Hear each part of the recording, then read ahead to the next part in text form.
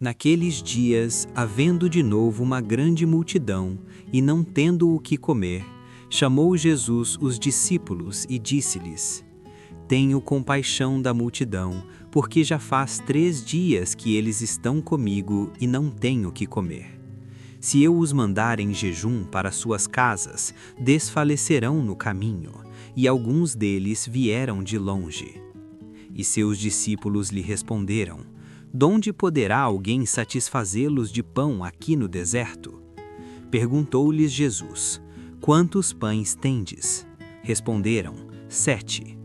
Logo mandou ao povo que se sentasse no chão, e tomando os 7 pães, e havendo dado graças, partiu-os, e os entregava a seus discípulos, para que os distribuíssem, e eles os distribuíram pela multidão. Tinham também alguns peixinhos, os quais ele abençoou, e mandou que estes também fossem distribuídos.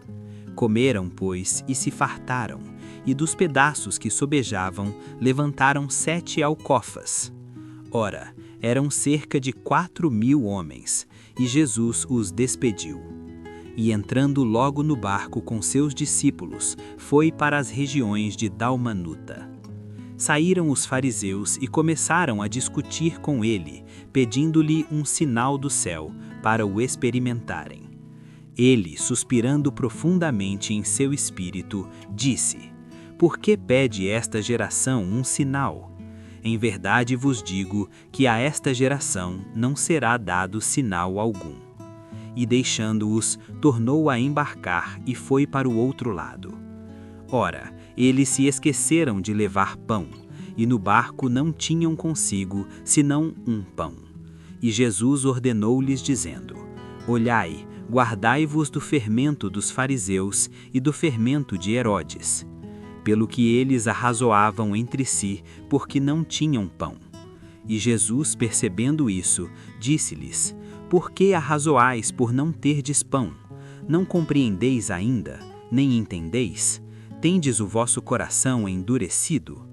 Tendes olhos, não vedes, e tendo ouvidos, não ouvis, e não vos lembrais? Quando partiu 5 pães para os 5.000, quantos cestos cheios de pedaços levantastes? Responderam-lhe: 12. E quando partiu 7 para os 4.000, quantas alcofas cheias de pedaços levantastes? Responderam-lhe: 7.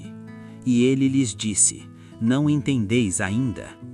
Então chegaram a Betsaida, e trouxeram-lhe um cego, e rogaram-lhe que o tocasse.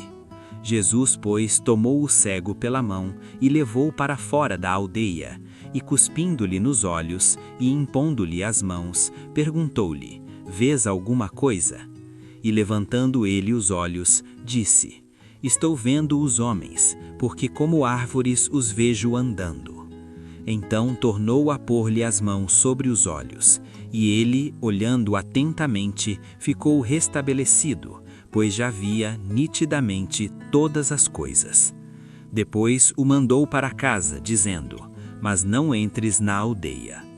E saiu Jesus com seus discípulos para as aldeias de Cesareia de Filipe, e no caminho interrogou os discípulos, dizendo: Quem dizem os homens que eu sou? Responderam-lhe: Uns dizem João o Batista, outros Elias, e ainda outros algum dos profetas. Então lhes perguntou: Mas vós, quem dizeis que eu sou? Respondendo, Pedro lhe disse: Tu és o Cristo. E ordenou-lhes Jesus que a ninguém dissessem aquilo a respeito dele. Começou então a ensinar-lhes que era necessário que o Filho do Homem padecesse muitas coisas, que fosse rejeitado pelos anciãos e principais sacerdotes e pelos escribas, que fosse morto e que depois de 3 dias ressurgisse. E isso dizia abertamente. Ao que Pedro, tomando-o à parte, começou a repreendê-lo. Mas ele, virando-se e olhando para seus discípulos, repreendeu Pedro, dizendo: Para trás de mim, Satanás, porque não cuidas das coisas que são de Deus, mas sim das que são dos homens. E chamando a si a multidão com seus discípulos, disse-lhes: Se alguém quer vir após mim, negue-se a si mesmo, tome a sua cruz e siga-me. Pois quem quiser salvar a sua vida, perdê-la-á. Mas quem perder a sua vida por amor de mim e do Evangelho, salvá-la-á. Pois que aproveita ao homem ganhar o mundo inteiro e perder a sua vida? Ou que diria o homem em troca da sua vida?